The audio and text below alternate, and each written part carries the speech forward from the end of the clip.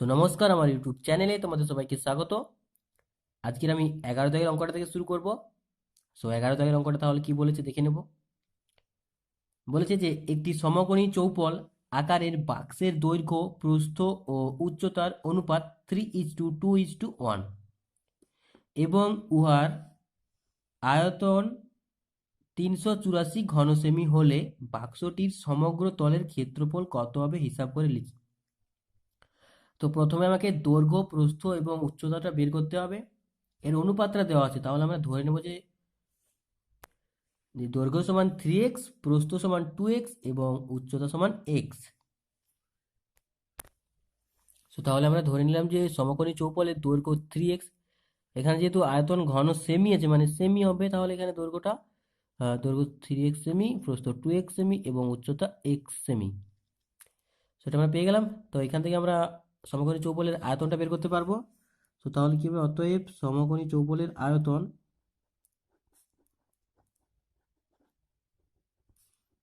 তাহলে আমরা কি জানি সমকোণী চৌপল বা আয়তনের আয়তনের সূত্র কি হয় না, 3টা গুণ করে দেবো, দৈর্ঘ্য, প্রস্থ ইন্টু উচ্চতা। তাহলে কি হবে না, 3x into 2x into x, এত ঘন সেমি। তাহলে কি হচ্ছে না, 6x³ ঘন সেমি। আর একটা আয়তন দেওয়া আছে 384। তাহলে আমরা লিখবো যে শর্তানুসারে 6x³ = 384। এখান থেকে আমরা একটা x এর মান পাবো, বা 6x³ সমান 384/6 সমান হবে 6×6 = 36, 6×4 = 64। আর আমরা কি জানি 64 মানে 4-এর কিউব হয়, বা x এর কিউব সমান 4-এর হোল কিউব। এখানে বা x সমান হবে, তাহলে x সমান কি হচ্ছে, 4 হচ্ছে। তাহলে কি হবে, অতএব দৈর্ঘ্য সমান 4 × 3, মানে 3 × 4 হবে, যেহেতু 3x, তো 4x এর জায়গায় 4 বসানো হচ্ছে। 3 × 4 এত সেমি সমান হচ্ছে 12 সেমি। এটা তো বেরোলো দৈর্ঘ্য। এবার হচ্ছে প্রস্থ। প্রস্থ সমান কি হবে না, 2 × 4 সমান হচ্ছে 8 সেমি, এটাও সেমি হবে। এবং উচ্চতা সমান তাহলে কি হচ্ছে না, x মানে হচ্ছে 4 সেমি। তাহলে আমরা দৈর্ঘ্য, প্রস্থ এবং উচ্চতা পেয়ে গেলাম। এবার আমরা সমগ্র তলের ক্ষেত্রফলটা বের করতে পারবো। যে অতএব সমকোণী চৌপল আকারের, যেটা বের করতে বলেছে, আকারের বাক্সটির সমগ্র তলের ক্ষেত্রফল বের করতে বলেছে, মানে সমগ্র তলের ক্ষেত্রফল। তাহলে সমগ্র তলের ক্ষেত্রফল আমরা কি জানি, 2 ইন্টু ব্র্যাকেটের মধ্যে প্রথমে হবে দৈর্ঘ্য ইন্টু উচ্চতা, মানে হচ্ছে 12 × 4,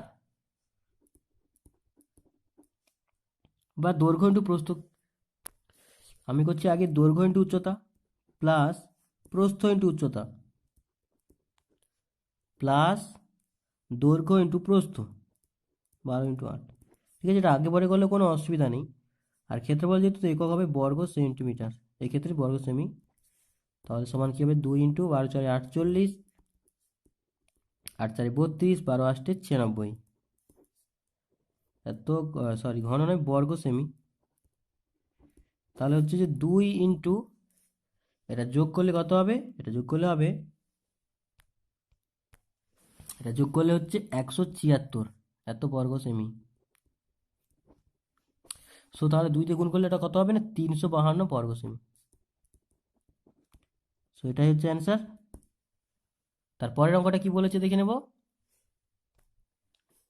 তারপরে 12 দাগের অঙ্কটা কি বলেছে, একটি চায়ের বাক্সের ভিতরে দৈর্ঘ্য, প্রস্থ ও উচ্চতা যথাক্রমে 7.5 ডেসিমিটার, 6 ডেসিমিটার এবং 5.4 ডেসিমিটার। চা ভর্তি বাক্সটির ওজন 52 কিগ্রা, 350 গ্রাম। কিন্তু খালি অবস্থায় বাক্সটির ওজন 3.75 কিগ্রা হলে 1 ঘন ডেসিমিটার চায়ের ওজন কত হবে তা হিসাব করে লিখি। দেখো, যখন চা ভেতরে থাকে না, তার মানে কি ভেতরটা ফাঁপা, তখন কোনো আয়তন মানে হবে না। তো যখন চা ভর্তি থাকে, মানে ভিতরে সমস্ত ভর্তি আছে, তখন কিন্তু আমরা আয়তনটা বের করবো প্রথমে। মানে প্রথমে তাহলে কি বের করবো, চা বাক্সের আয়তনটা বের করবো। দৈর্ঘ্য, প্রস্থ, উচ্চতা দেওয়াই আছে। সো লিখবো যে চায়ের বাক্সের ভিতরের ঘনফল, চায়ের বাক্সের ভিতরের ঘনফল।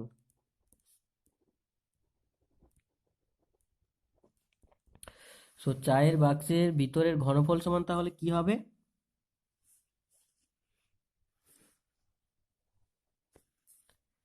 এটা একটা আলাদা ভাবে, চা একটা আলাদা ওয়ার্ড আর এর একটা আলাদা ওয়ার্ড। ভিতরের ঘনফল দৈর্ঘ্য প্রস্থ উচ্চতা করে দেবো, মানে 7.5 ইন্টু 6 ইন্টু 5.4, এত কি হবে ঘন ডেসিমিটার।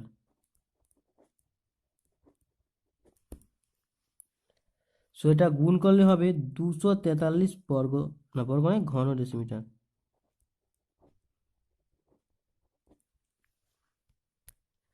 তো এবার আমরা বের করবো দেওয়া আছে কি না চা বাক্সটির ওজন দেওয়া আছে, মানে চা ভর্তি বাক্সটি ওজন, চা ভর্তি বাক্সটির ওজন।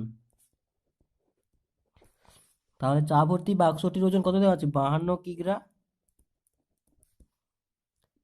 350 গ্রাম। সমানটাকে গ্রামে করে নেবো, এটা গ্রামে করলে তো কিগ্রাটাকে হাজার দিয়ে গুণ করতে হয় এবং তার সঙ্গে যোগ করে দিতে হয়, মানে কি হয় 52,000 প্লাস 350, এটা তো এক লাইনে করতে যায়, মানে কি হবে 52,350 গ্রাম। এটা হচ্ছে চা ভর্তি বাক্সটির ওজন। এবার আমরা বের করব, আচ্ছা বাক্সটির ওজন দেওয়া আছে কত? বাক্সটির ওজন দেওয়া আছে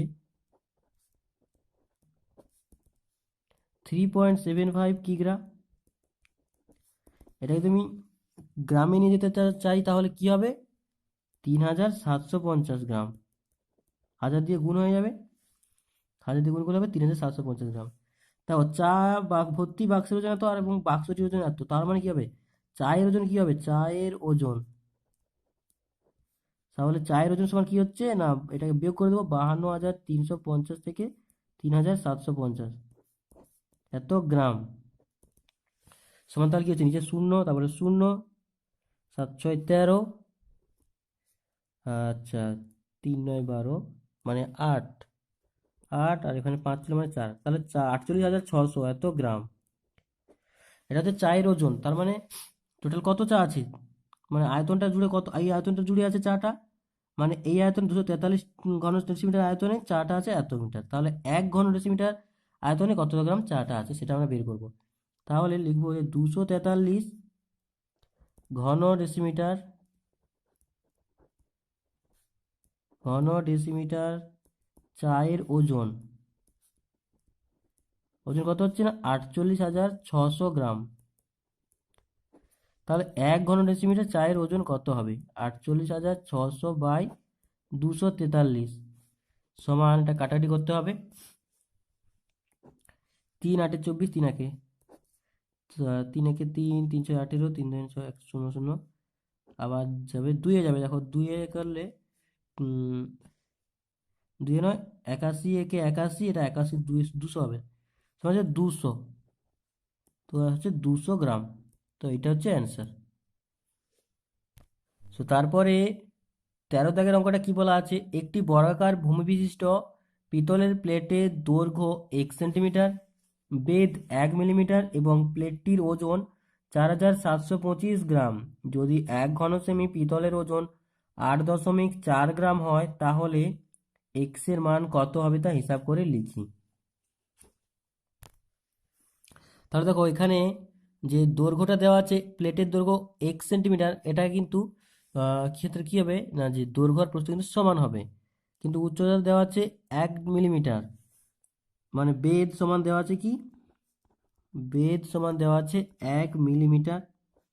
তো এটাকে আমরা সেন্টিমিটার করে নেব, করলে কি হবে না 1/10 সেমি, 1/10 সেমি হবে, 10 দিয়ে ভাগ। সো তাহলে এবার বের করবো যে বর্গাকার ভূমি বিশিষ্ট, বর্গাকার ভূমি বিশিষ্ট পিতলের প্লেটের আয়তন বা ঘনফল, যা হোক একটা, x ইন্টু 1/10, এত কি হবে ঘন সেমি, তাহলে করলে কত হবে না x² বাই 10 ঘন সেমি। তাহলে আমরা এর আয়তনটা পেলাম। এবার কি বলছে যে 1 ঘন সেমি পিতলের ওজন 8.5 গ্রাম, তাহলে টোটাল হচ্ছে এত ঘন সেমি, তাহলে 1 ঘন সেমি পিতলের ওজন সমান হচ্ছে x² না, ওজন 8.4 গ্রাম এটা দেওয়া আছে। তাহলে x²/10 ঘন সেমি পিতলের ওজন কত হবে? না, হবে যে 8.4 ইন্টু x²/10, বা সমান আমরা লিখতে পারি যে 84। আচ্ছা, কাটাকাটি হোক, 2×5=10, 2×4=8, 2×2=4, 4.2, নিচে একটা 10 নেমে যাবে। তাহলে কি হবে না, 42x²/50 এত গ্রাম। এটা তো কেউ বুঝতে পারে, দেখো এটা কি করছি, 4.2 ইন্টু x²/5, তো আমি 4.2কে লিখতে পারি 42/10 ইন্টু x²/5, তাহলে 5×10=50, আর 42 ইন্টু x² করলে এটা হবে। ঠিক আছে, তাহলে এত গ্রাম পেলাম, টোটাল হচ্ছে পিতলের ওজন এত। আর একটা দেওয়া আছে যে প্লেটটির ওজন 4725, তাহলে শর্তানুসারে এইটা সমান 4725, শর্তানুসারে 42x² বাই 50 সমান হচ্ছে 4725, বা x² তখন সমান তাহলে কি হবে না, 4725 ইন্টু 50/42। সো কাটাকাটি করতে হবে,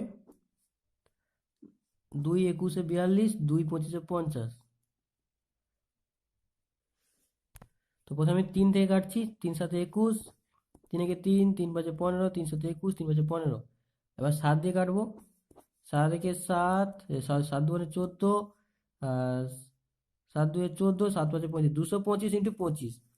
তাহলে 225 ইন্টু 25 গুণ করলে কত হয়, 225 ইন্টু 25 গুণ করলে হয় 5625, আর 5625 মানে হচ্ছে এটা 75²।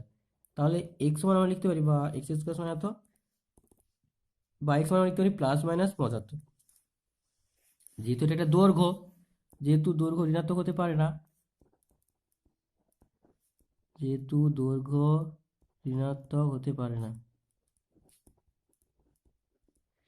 তো তাহলে কি হবে, অতএব এক্স সমান হচ্ছে 75।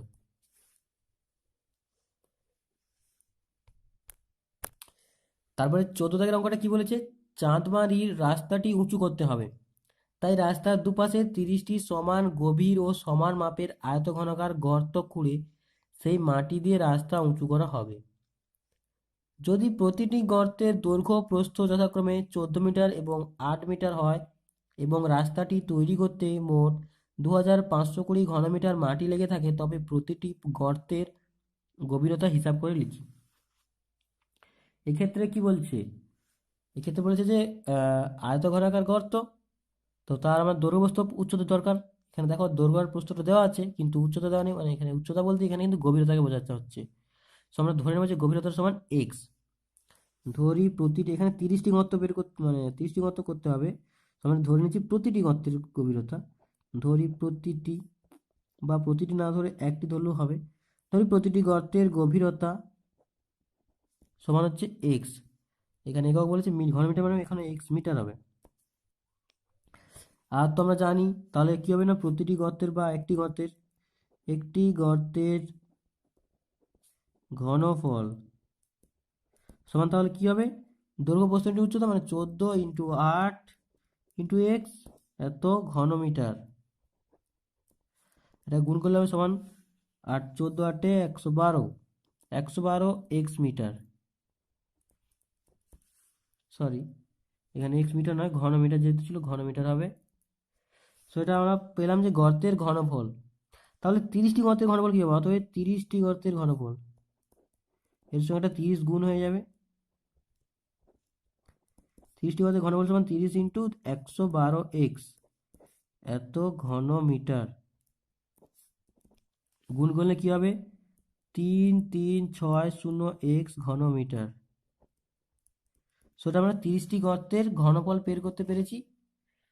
তাহলে শর্তানুসারে কি হবে, এইটাই তো টোটাল মাটি, তাহলে হবে শর্তানুসারে 3360x সমান 2520। তো এখান থেকে আমরা এক্স মানটা বের করবো, বা এক্স সমান তাহলে কি হবে না, 2520/3360।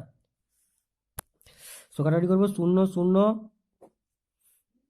দুই একে দুই, দু আটে ষোলো, সরি, দু সাতে দু ছয় 12, দু আটে 16, দুই একে দুই, দুই দুয়ে 4, দুই ছয় 12, আবার যাবে দুই ছয় 12, দুই তিনে 6, দু আটে 16, দু চারে 8, 84, আবার যাবে তিন একুশে, তিন দুয়ে 6, তিন আটে 24, আবার যাবে সাত তিনে 21, সাত চারে 28, সমান হচ্ছে 3-4। সো অতএব x সমান হবে 3-4। তাহলে প্রতিটি গর্তের আচ্ছা 3-4 সমান লিখতে পারি আমরা 0.75, এত কি মিটার। অতএব প্রতিটি গর্তের গভীরতা